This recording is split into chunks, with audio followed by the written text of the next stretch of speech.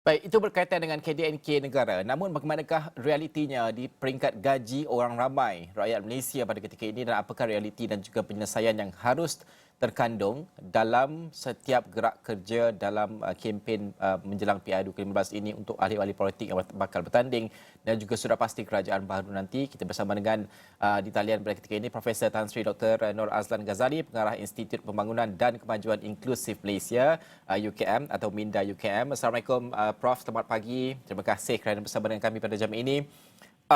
Prof, pertama sekali, ekonomi kita sedang mahu pulih kalau kita melihat pada ketika ini mungkin daripada pandemik sejak 2 tahun yang lepas. Namun banyak isu mungkin berkait dengan masalah struktur contohnya.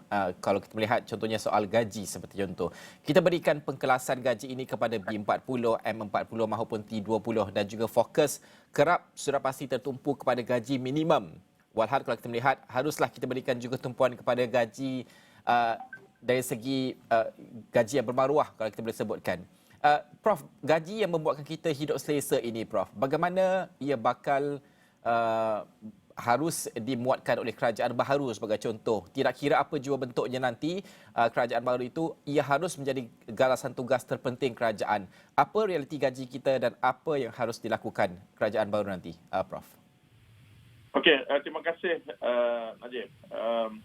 Benar, seperti PM sebut tadi, pertumbuhan ekonomi kita dapati pada tahun ini melonjak dengan begitu baik. Ya. Tapi seperti Najib sebut, isu yang penting ialah sejauh mana ianya sampai ke bawah, ke poket rakyat lah mudah kita. Ya. Bagi saya, penting untuk kita meletakkan ini sebagai satu daripada sasaran di dalam pembentukan kerajaan baharu ini. Rakyat juga mungkin harus menilai calon-calon dalam konteks yang sedemikian. Pertamanya ialah apakah pendapatan yang dianggap selesa untuk hidup. Saya menganjurkan untuk kerajaan mempertimbangkan konsep pendapatan selesa ini.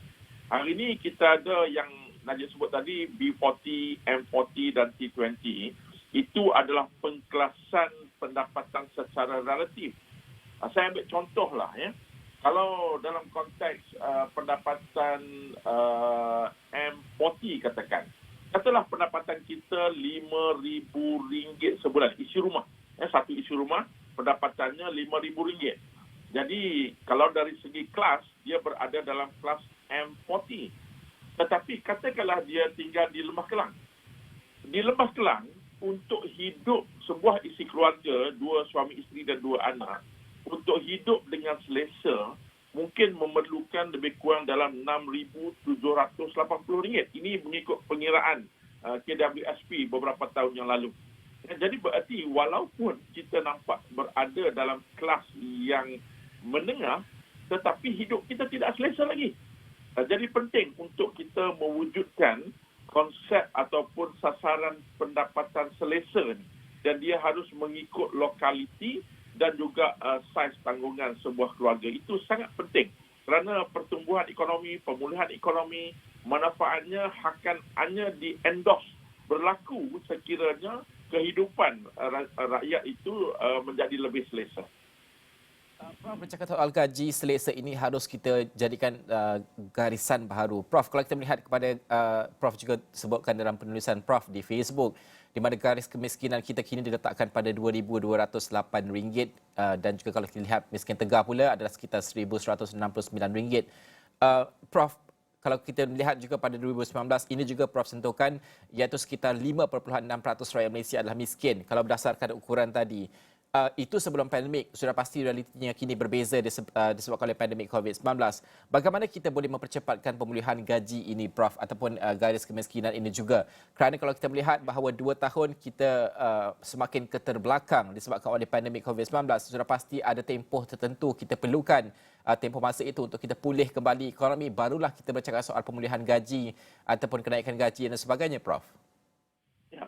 Secara rasminya, data rasmi yang dikeluarkan oleh kerajaan sekarang ini masih bersandarkan kepada kajian pendapatan ataupun Household Income Survey 2019. Semua garisan pendapatan, miskin tegar, miskin, M40, B40, T20, semualah yang mana yang telah diumumkan itu pastinya saya very sure because akibat daripada pandemik COVID, semua ni akan turun ke bawah. Itu yang paling pasti. Kerana satu kajian anggaran telah dibuat secara keseluruhan, pendapatan rakyat Malaysia telah menurun sebanyak 11.3%. Itu secara keseluruhan. Tapi kita nantikanlah laporan yang lebih rasmi. Jadi berarti dengan ditokok dengan pandemik ini, berarti kepayahan kehidupan itu pastinya semakin terasa. Dan penting, bagi saya ada dua aspek yang penting. Pertamanya, kerajaan telah buat. Banyak kerajaan telah buat, iaitu kita memberi bantuan secara bersasar. Bantuan Keluarga Malaysia, bantuan-bantuan tunai. Itu memang membantu, tidak boleh dinafikan. Tapi bagi saya lah, sejak sekian lama, bila mana kita berbincang saja tentang kumpulan pendapatan rendah, kita agak bias kepada menghulurkan bantuan tunai ini seolah-olah inilah jawapannya. Bagi saya tidak boleh begitu. Bagi saya perlu ada penumpuan yang lebih khusus dalam konteks untuk meningkatkan peluang mereka untuk mendapat pendapatan, kapasiti keupayaan mereka, kemahiran mereka untuk mendapatkan pendapatan, daya keusahawanan mereka. Jadi kita perlu ada program-program yang lebih khusus dalam konteks meningkatkan kapasiti dan juga peluang. Dan penting, Najib, perkara ini juga harus seperti yang saya lontarkan dalam Facebook saya ialah, terutama dalam konteks kita berhadapan dengan PRU ni, isu-isu kualiti kehidupan ini dia tak sama. Di Kuala Lumpur berbeza dengan yang di Jerantut, berbeza dengan yang di Kanga atau Alustar dan juga bandar-bandar tempat-tempat lain di Malaysia. Jadi berarti amat penting sekali. Sebenarnya tujuan saya menulis dan mengangkat perkara ini ialah untuk menggesa semua yang bakal menjadi YB kita ni mengetahui latar belakang sosioekonomi tempat yang mereka wakili. Dan untuk makluman Najib dan juga semualah rakyat Malaysia termasuk calon-calon lah, sebenarnya Jabatan Perangkat Malaysia mempunyai data yang begitu khusus dan spesifik untuk lokaliti ni. Jadi My Local Stat itu semua ahli-ahli yang politik lah seharusnya telah meneliti perkara ini. Because lain tempat kalau masalah nelayan berbeza dengan masalah petani, berbeza dengan pemandu teksi. Jadi berarti kita perlu mempunyai pendekatan yang lebih localized, localized yang bersifat tempatan. Itu yang sangat penting dalam kita menangani isu ini. Jadi satu di peringkat kebangsaan dan satu lagi adalah di peringkat yang lebih lokal. Jadi perkara ini amat penting untuk semua mengambil maklum. Bukan saja calon tetapi rakyat juga. Rakyat juga kena bertanya kepada calon. Apa nak dibuat? Kami nelayan. Apa nak dibuat? Kami petani. Apa nak dibuat? Bagaimana peluang-peluang pekerjaan baru akan muncul? Anak-anak muda dan sebagainya yang mempunyai kadar pengangguran di kalangan belia sangat tinggi sekarang ni. Prof, banyak Prof sentuhkan tadi. Saya menarik sekali kalau kita melihat juga YB ini, ahli politik yang bakal bertanding nanti, bukan hanya harus faham isu nasional tapi juga profil isu setempat tersebut. Contohnya kalau kita melihat gaji di kawasan itu, siapa dia yang sengsara, derita ataupun yang bahagia mungkin di kawasan itu sendiri.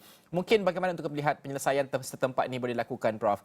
Kerana ada kalanya apabila kita melihat ahli parlimen itu, jika tidak masuk dalam kabinet, mungkin kawasan parlimen itu sedikit ketinggalan berbanding dengan mereka yang masuk dalam kabinet. Ini sebagai contohlah.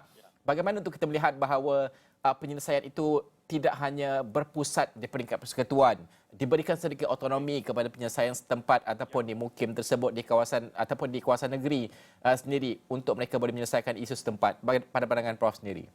Ini sebenarnya, Najib, sangat penting. Walaupun mungkin some people tengok ni perkara yang kecil. Sebenarnya masalah ni hanya kita dapat tangani sekiranya ianya benar-benar berlaku di kawasan kita masing-masing. Jadi penting dalam konteks perancangan ekonomi, ini yang kita kata kita delegate, kita turunkan ke bawah. Saya sering menganjurkan supaya kerajaan juga mempertimbangkan. Kita kena less Putrajaya sikit. Kita tak boleh semua dekat Putrajaya. Tidak boleh semua juga hanya di ibu negeri. Knowledge yang sebenarnya, pengetahuan yang sebenarnya adalah berada on the ground. Jadi kita kena mewujudkan all this kind of jaringan dan juga platform-platform di peringkat-peringkat yang lebih kecil. Saya banyak buat kerja-kerja ekonomi di hampir seluruh negara lah. Bila mana saya berurusan dengan pejabat-pejabat daerah ataupun pemimpin-pemimpin daerah, saya nak sebut di sini, rata-rata tidak mengetahui kedudukan ekonomi dan juga pembangunan modal insan, kesihatan di kawasan masing-masing. Jadi mereka tak tahu. Kadang-kadang di kawasan mereka itu ada kilang yang menghasilkan produk yang diekspor ke luar negara. Mereka tak tahu. Jadi penting sejauh manakah teknologi diamalkan oleh petani-petani di kawasan mereka. Jadi perlunya ada platform. Saya nak cadangkan di sini secara lebih spesifik mengambil satu pendekatan local problem, local solution. Maksudnya masalah tempatan diselesaikan oleh penduduk tempatan. Jadi kita kena perturunkan keupayaan ini, perkukuhkan keupayaan di peringkat tempatan. Jangan semua dibuat di Putrajaya. Tak boleh begitu. Kita mesti mewujudkan platform. Sometimes dalam bahasa Inggeris kita panggil institution for collaboration. Platform untuk bekerjasama.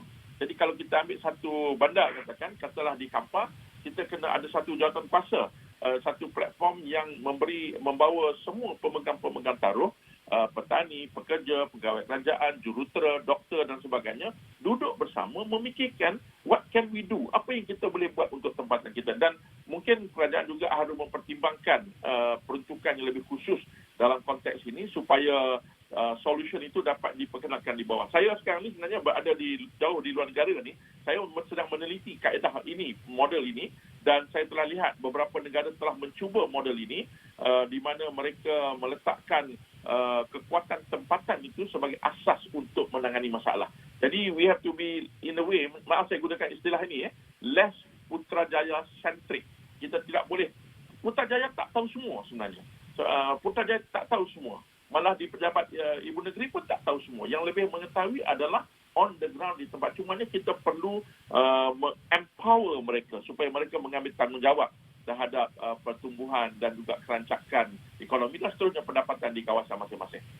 Prof, banyak permasalahan ekonomi ini ada kalanya solution atau penyelesaiannya itu banyak terkandung di peringkat universiti pun dari segi inovasi dan sebagainya. Kita dapat ada banyak universiti dan juga cawangan-cawangan universiti dan sebagainya. Ada juga dilakukan sebelum ini kerjasama. Tapi ini harus diperkasakan lagi antara mungkin ADUN dengan pihak universiti, antara YB dengan pihak universiti, kerana mereka ada solusi kalau nak buat keusahawanan yang bagaimana sesuai di kawasan tersebut dan sebagainya. Bagaimana ini juga harus diambil sebagai langkah yang boleh dilaksanakan untuk mengurangkan pemusatan dan pada masa sama mungkin juga mengoptimumkan segala sumber yang kita ada, Prof.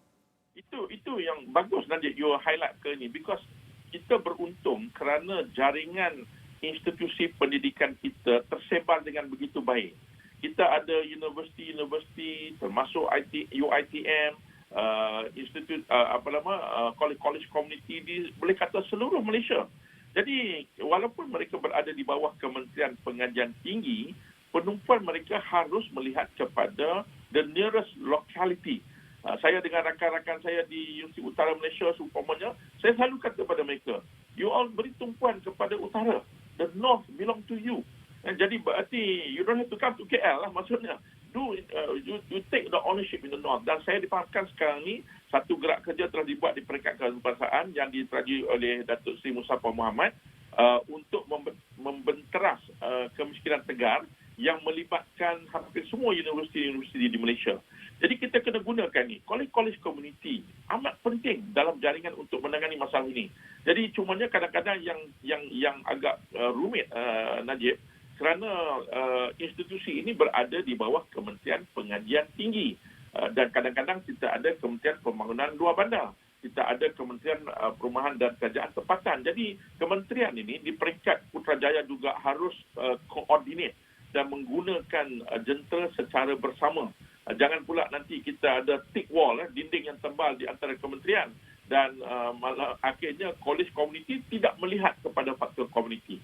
Jadi bila mana ada pelaporan tentang kadar kemiskinan, senarai kemiskinan, bagi saya pengarah kolej komuniti ataupun ketua-ketua kolej komuniti di seluruh Malaysia mesti mempunyai senarai ini. Dan mereka ini adalah kolej komuniti. Jadi dihubungkan dan dalam konteks yang lebih canggih mungkin melibatkan universiti, institut teknikal dan latihan. Kalau umpamanya katalah nak menggunakan teknologi industri revolusi keempat di dalam sektor pertanian ataupun nelayan. Why not? Kita ada universiti-universiti seluruh Malaysia. Kita ada 20 itu IPTA seluruh Malaysia kita ada cawangan-cawangan universiti dan jadi mereka harus menumpu kepada bagaimana kesarjanaan mereka dapat dimanfaatkan oleh masyarakat setempat. Saya pernah jadi Net Chancellor ini yang kadang-kadang saya rusing because universiti-universiti ini bekerja nak menang di Norway, menang di Amerika, di Jepun, tetapi tempatan mereka sendiri tak terjaga. Jadi berarti tanggungjawab ini mesti di shoulder bersama di samping mengejar kesarjanaan yang hebat-hebat. Okey, Prof, terima kasih kerana meluangkan masa bersama kami pada pagi ini. Dari jauh memberikan pandangan ini penting sekali untuk kita melihat kepada penyelesaian dan juga untuk ahli politik yang bakal bertanding menjadi calon. Ini antara apa yang perlu diberikan pertimbangan oleh anda semua. Terima kasih Profesor Tan Sri Dr. Nur Azlan Ghazali, Pengarah Institut Pembangunan dan Kemajuan Inklusif Nesya UKM, Minda UKM.